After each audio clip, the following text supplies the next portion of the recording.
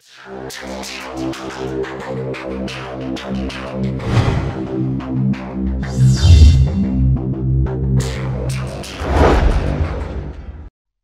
bakalım 6 nokta kabartma alfabesi nedir?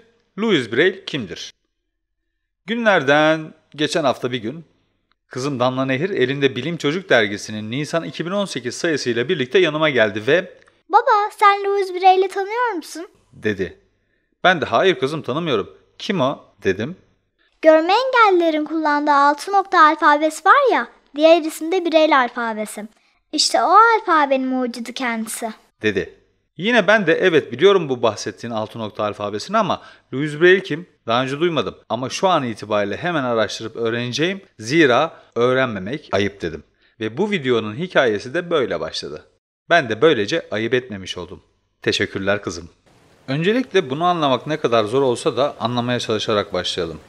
Lütfen herkes şimdi gözlerini kapatabilir mi? Ve sadece sesleri dinleyelim. Bakalım ne hissedeceğiz?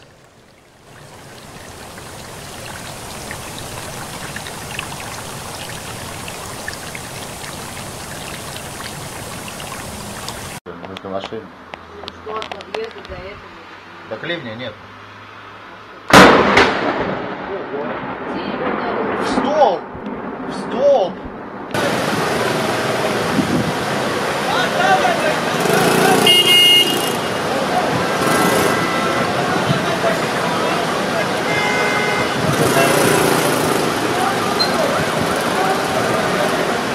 Şimdi o seslerin görüntülerine bakalım.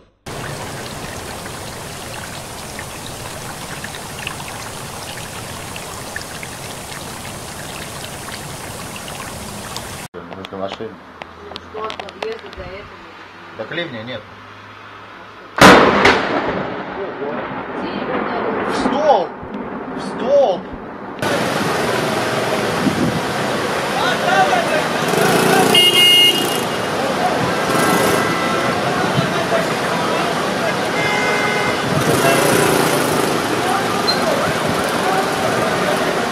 Biraz önce bunu anlamak çok zor ama yine de anlamaya çalışarak başlayalım demiştim. Gözlerimizi kapattığımızda, daha doğrusu herkes kapatır mı bilmediğim için ekranı kararttım. Biraz zorla gözünüzü kapatmış gibi oldum, kusura bakmayın. İşte o karartma anında dinlediğimiz şeylerden biz görme duyusunda eksiklik olmayanlar, yani görme engeli olmayanların zihninde canlanan şeyler sonradan gördüğümüz görüntülerle hemen hemen aynı şeyler. Yani duyduğumuz seslerle görebileceğimiz veya karşımıza çıkabilecek şeyleri kolay bir şekilde tahmin edebiliyoruz ve gerekirse de ona göre hareket edebiliyoruz. Konuyu bir de şöyle düşünelim. Doğuştan görme engelli olduğumuzu düşünelim. Kaç yaşında olursak olalım o ana kadar sadece ve sadece karanlıkla karşı karşıya olmuşuz ve hiçbir şey görmemişiz. Yani duyduğumuz seslerden bir şeyler hissedebiliyoruz ama o objelerin veya maddelerin aslında nasıl olduklarını bilmeden zihnimizde bir şeyler oluşturmaya çalışıyoruz. Acaba o zihnimizde oluşturduğumuz maddeler veya objeler gerçeğine benziyor mu? Tabii ki hayal ettiğimiz şeylerin gerçeklerine benzemesi çok zor. Çünkü o ana kadar gözümüzle hiçbir şey görmemişiz. Ve bir objeyi bir şeye benzetmek çok zor olur. Çünkü o benzeteceğimiz şeyi de görmemişiz. Dedim ya anlamak çok zor diye. Tabii anlamak çok zor olunca anlatmak daha da zor bu durumu. Tabii görme engelli kişilerin bu konudaki tek yardımcısı ses değil. Dokunma duyularıyla da cisimlerin neye benzediğini öğrenmeye çalışırlar. Ama dokunarak da ne kadar cisim öğrenilebilir ki? Örneğin ağaç, otomobil, otobüs, tren, trafik ışığı, uçak, dağ, göl, deniz gibi çok büyük olguların neye benzediğini öğrenebilmek çok zor olur. Öğrenmek insanoğlunun en temel ihtiyaçlarından bir tanesi. Doğduğumuz günden itibaren her geçen zaman bir şeyler öğreniriz ve öğrenmeye çalışırız. Öğrendiğimizin birçoğu da görsel zekamızla kaydettiğimiz bilgiler, yani gördüğümüz şeyler. Örneğin kitap, gazete, internet, gördüğümüz birçok yazıyı okuyarak da bilgi edinmiş oluyoruz. Görme engelli kişilerin bu en temel ihtiyaçlarından biri olan öğrenme ihtiyacı görmedikleri ve okuyamadıkları için aslında çok kısıtlanıyor. Braille alfabesi işte tam da burada devreye giriyor. Hiç ama hiç görmeden okuyabilir misiniz? Evet, Braille alfabesini öğrenirseniz okuyabilirsiniz. Peki kim Louis Braille ve bu Braille alfabesi nedir? Hemen öğrenelim, ayıp etmeyelim. Louis Braille, görme engellilerin dünyasını aydınlatan ve değiştiren buluşun sahibi. 6 Ocak 1809 tarihinde Coffre, Fransa'da doğmuş. Babası bir ayakkabı tamircisiymiş ve Braille'in hikayesini araştırdığımızda tüm kaynaklar onun sonradan görme engelli olduğunu anlatıyor. Daha 3 yaşındayken babasının atölyesinde merakına yenilerek bıçak ve ayakkabı derileriyle uğraşırken elindeki bıçağı kesmeye çalıştığı deriden kaydırması sonucu sol gözüne batırmış. Babası bir an önce doktora gitmesi gerekirken mahallesindeki bu tarz tedavilerle ilgilenen bir kadına götürmüş ve bu kadının verdiği ilacı tedavi olarak uygulamışlar. Bir süre sonra Braille'in gözü açılması gerekirken artık hiç açılmaz olmuş ve aksine iltihaplanarak sağ gözünün de hastalanmasına ve onun da görme yetisinin kaybolmasına neden olmuş.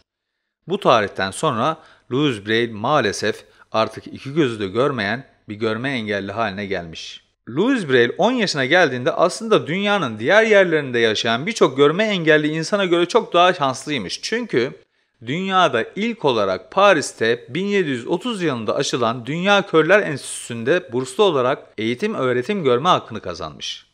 Bu okulda önceleri sadece işitsel ve ezberleme yoluyla eğitim veriliyormuş. Ve bu yöntemle eğitim görmek engelliler için oldukça zor oluyormuş. Okulun kurucusu ve müdürü olan Valentin Huy tarafından o dönem kullanılan normal harflerin kabartma şeklinde yapılmasıyla oluşturulan kitaplarla eğitim verilmeye başlanmış ama bu yöntemin de oldukça handikapları varmış. Örneğin bu yazılar kitaplara kurşunla kabartılarak yazıldığı için kitaplar oldukça büyük, taşınamayacak kadar ağır ve hantal oluyormuş. Bunun yanında bir o kadar da pahalıya mal olduğu için çok kullanılabilir bir yöntem olarak görülmemiş. Pek çok hikayenin bir araya getirildiği ve okul kitaplığının tamamını kapsadığı 3 adet kitabın hepsini kısa bir sürede okuyan Braille, bu kitapların okunmasının çok zor olduğunu keşfetmiş ve bu işi daha kolay nasıl yapabilirim diye aklına gelen tüm yöntemleri denemiş. Denerken de iplerden, çivilerden, çubuklardan ve kurşunlardan yararlanmaya çalışmış. Bu sırada Fransız ordusunda görevli bir yüzbaşı olan Charles Barbier, savaş esnasında askerlerine geceleri haber göndermek için bir yazı stili geliştirmiş. Bu yazı şifreli. 12 noktadan oluşan bir alfabeden oluşuyormuş. Bir gün Charles yüzbaşı Louis Braille'in okuduğu okula giderek bu yazının görme engelliler tarafından kullanılabileceğini söylemiş. Okul müdürü yazıyı inceledikten sonra bu yazının çok fazla nokta ve çizgilerden oluşmasından dolayı karmaşık olduğunu ve eğitiminde çok zor olacağı kanısına varmış. Bu esnada Louis Braille de bu yazıyı incelemiş ve karmaşıklığından dolayı o da aynı kanıya varmış. Fakat kafasında daha sonradan yapacağı bu bahse konu 6 noktadan oluşan alfabe ile ilgili ipuçları oluşmaya başlamış. Babasının küçükken kendisine verdiği ahşap kabartmalı zardan da esinlenerek 6 noktalı alfabeyi oluşturur ve kısa sürede geliştirir. Böylece dünya çapında tüm görme engelli insanların umudu olur. Bu alfabedeki harfler 6 adet noktanın çeşitli kombinasyonuyla oluşuyor ve bu noktalar kabartma şeklinde yapıldığından parmaklarla hissedilerek okunuyor. Kısa sürede bu alfabeyi matematik ve müziğe de uyarladı. Fakat Braille'in oluşturduğu bu alfabe kendi okuduğu okul da dahil olmak üzere hiçbir okulda kabul görmedi. Ta ki hayatımıza anlam katan birçok icat gibi bu alfabenin de önemi Braille'in ölümünden sonraki yıllarda anlaşıldı. Braille 1852 yılında o zamanın amansız hastalıklarından olan tüberküloz hastalığı yüzünden Paris'te hayata gözlerini yumdu. Uzun çalışmalar sonucu ortaya çıkardığı Braille alfabesi ise 1854 yılında kendi ülkesi olan Fransa'da, 1860'ta Amerika Birleşik Devletleri'nde, 1868'de İngiltere'de kabul edildi. O dönemde belli bir süre dünyanın birçok ülkesinde farklı kabartma yazı alfabesi kullanılıyordu. Ve bütün bu yazılar kendi işlerinde rekabet halindeydi. Yaklaşık 20 çeşit kabartmalı yazı alfabesinin bu rekabetine o yıllarda noktaların savaşı ismi verildi. Sonunda 1918 yılında Braille'in alfabesi ülkeler arasında tam bir görüş birliği sağlanarak kabul edildi. Dünyanın ilk görme engelliler için hazırlanan Kelimeler, Müzik ve Basit Şarkılar Metodu isimli kitabı 1929 yılında yayınlandı. 1968 yılında ise dünyanın ilk görme engelliler için basım yapan matbaası İngiltere'de açıldı. Ülkemizde bu anlamdaki çalışmalar ve matbaacılık işlemleri maalesef ihtiyacın çok altında kalmış. Milli Eğitim Bakanlığı'nın açıklamasına göre görme engelliler arasında eğitim olanaklarından yararlanma oranı maalesef %2.54 ve görme engelliler arasında bu kabartma alfabenin öğrenilme ve kullanılma oranı gitgide azalıyor. Bunun da sebebi kabartma Braille alfabesiyle hazırlanan kitap ve dergi gibi yazılı kaynakların hiç denecek kadar az olması.